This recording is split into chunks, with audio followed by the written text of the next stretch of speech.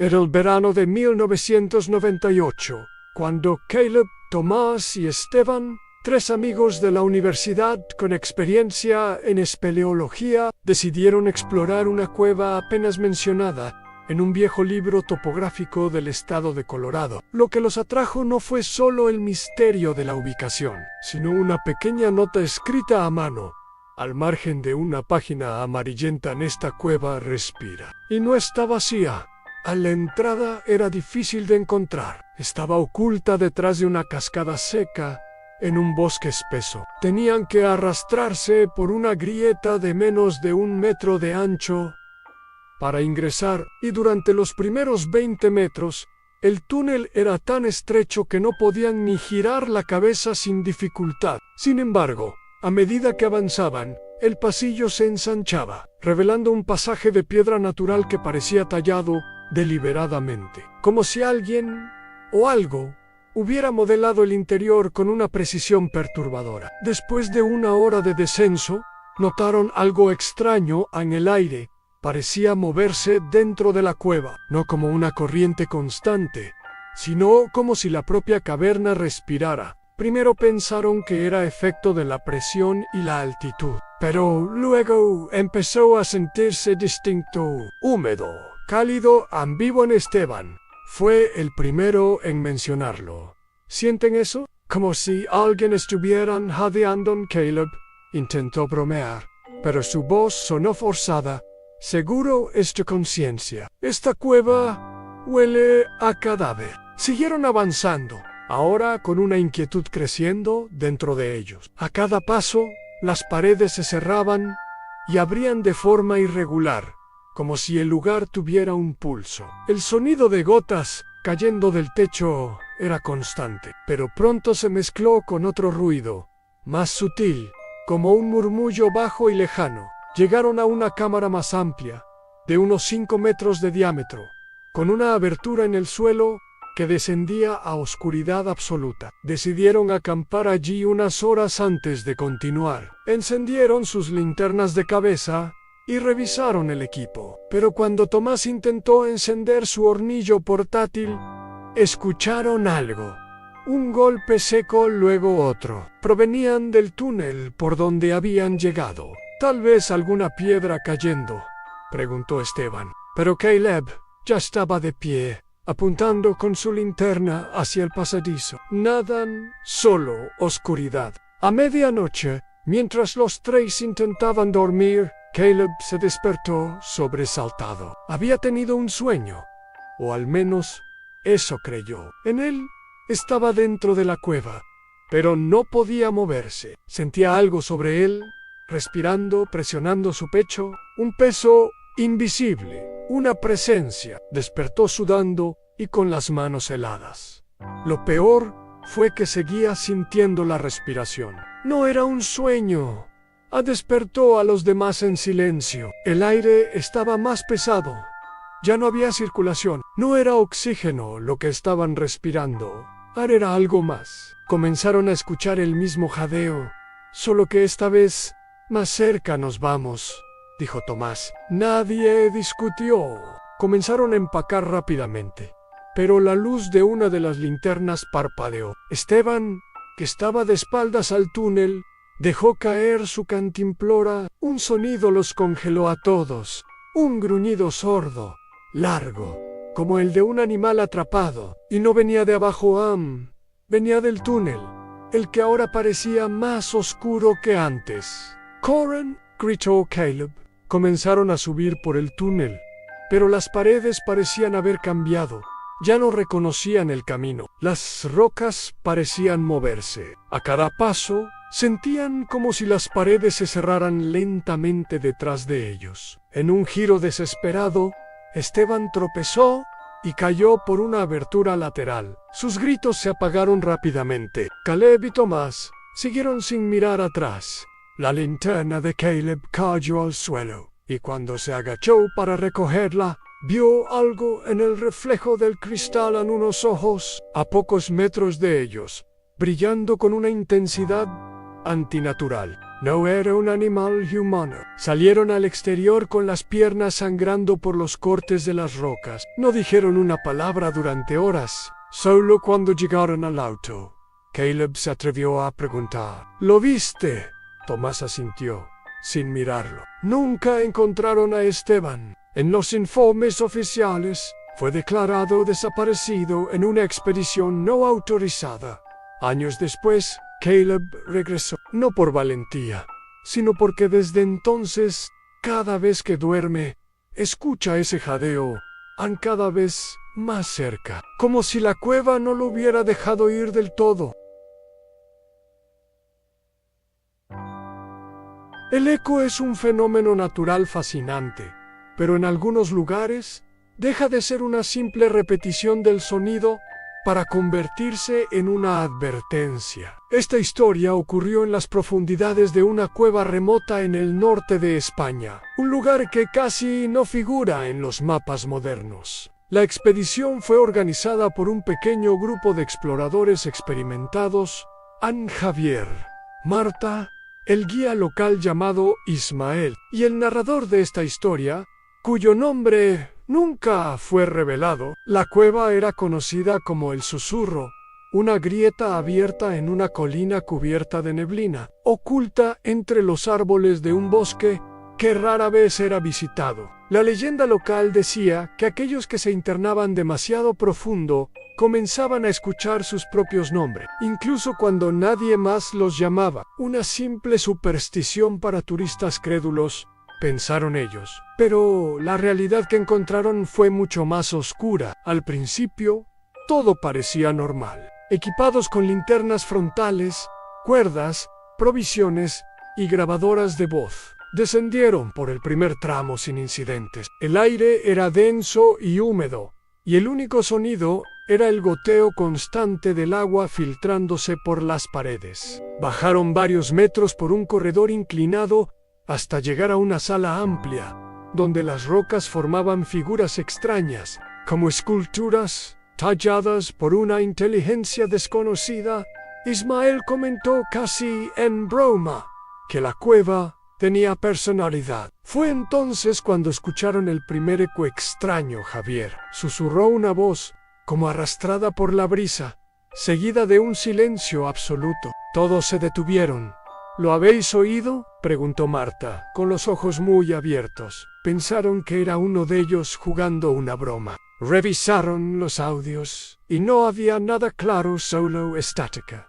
Aunque todos afirmaban haberlo oído, continuaron a 1 kilómetro más adentro. Las formaciones geológicas se volvían cada vez más surrealistas. La cueva parecía cambiar, como si se adaptara a su paso. Las paredes tenían texturas diferentes, más húmedas, más blandas al tacto, y el eco ya no sonaba natural. En un punto, Marta se detuvo abruptamente. ¿Qué es eso? De nuevo, una voz, pero esta vez más clara, más cerca. Vuelve. Ella giró sobre sí misma, enfocando su linterna en la oscuridad.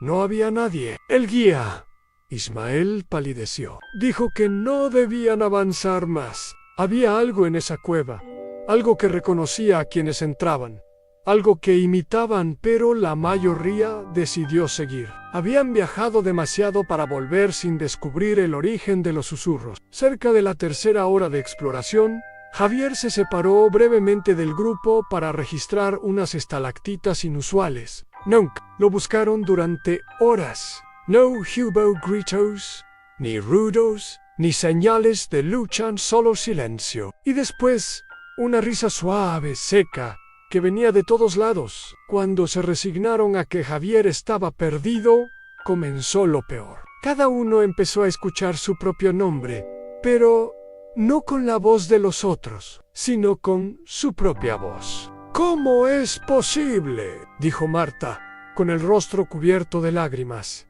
Me escuché a mí misma llamándome. El narrador también comenzó a oírse, a veces simultáneamente, desde 2 direcciones diferentes. Ismael empezó a recitar oraciones. Dijo que la cueva estaba viva, que era una entidad que jugaba con la conciencia, descomponiéndola lentamente. Marta desapareció poco después. La encontraron horas después, de pie, en una cámara completamente negra, mirando hacia arriba, sin moverse. Estaba viva, pero no respondía. Solo repetía, una y otra vez, estoy aquí, no soy yo, no soy yo. La sacaron a rastra. Ismael decidió que era suficiente. El narrador estaba al borde del colapso. Cuando finalmente hallaron la salida, el sol ya había desaparecido. Afuera, la noche era más acogedora que el aire que dejaron atrás. Javier nunca fue encontrado. Marta fue internada en una clínica psiquiátrica. Su diagnóstico fue esquizofrenia, inducida por trauma. Pero lo más perturbador vino semanas después. El narrador escuchó una grabación de la expedición, una que no recordaba haber hecho. En ella, su propia voz decía, «Ven, estás casi dentro. Ahora eres mío». Una voz que no era suya, pero que usaba su tono exacto. Desde entonces, evita cualquier tipo de cueva, y cuando el silencio es profundo en la noche, a veces escucha su nombre.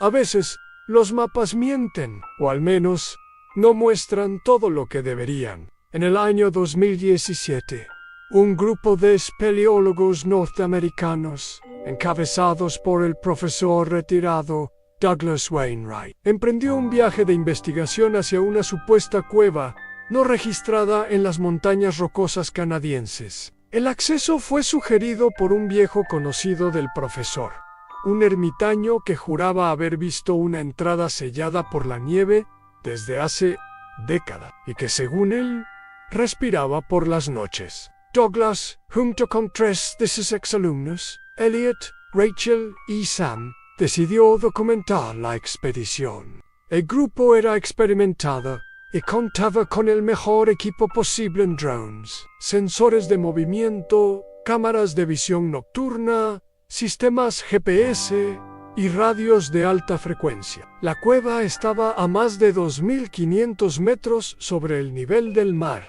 y el camino fue arduo. Pero cuando llegaron, lo que encontraron los dejó sin palabras. Una grieta angosta en la roca, demasiado estrecha para haber sido causada por la erosión natural. Al iluminar su interior, notaron una neblina espesa que no parecía moverse. Entraron uno por uno, con cuidado, y avanzaron hasta que sus cuerpos ya no recibían luz exterior. Lo primero que notaron fue que la cueva no tenía olor. No olía a humedad, a tierra, ni a moho. Lo segundo fue que las señales GPS dejaron de funcionar apenas traspasaron los primeros 50 metros. Avanzaron con cuidado durante más de 2 horas. La cueva era enorme, pero lo más extraño era que nunca descendía, siempre recta, como un corredor excavado a propósito. No había estalactitas, ni grietas laterales, ni desvíos, solo oscuridad. Adelante. Rachel fue la primera en notar algo inusual. Las marcas que hicimos hace 1 hora están aquí otra vez. En efecto, los símbolos que pintaban con tiza fluorescente para no perderse reaparecían, como si estuvieran caminando en círculos. Pero la cueva no los devolviera físicamente, sino que repetía su estructura. El equipo se detuvo a descansar. Douglas, que hasta ese momento había permanecido callado, confesó algo durante su juventud. Había leído sobre una cueva llamada Limbus, una estructura mítica subterránea que no obedecía a las leyes del espacio ni del tiempo. Era considerada una metáfora, una leyenda, un concepto más que un lugar real.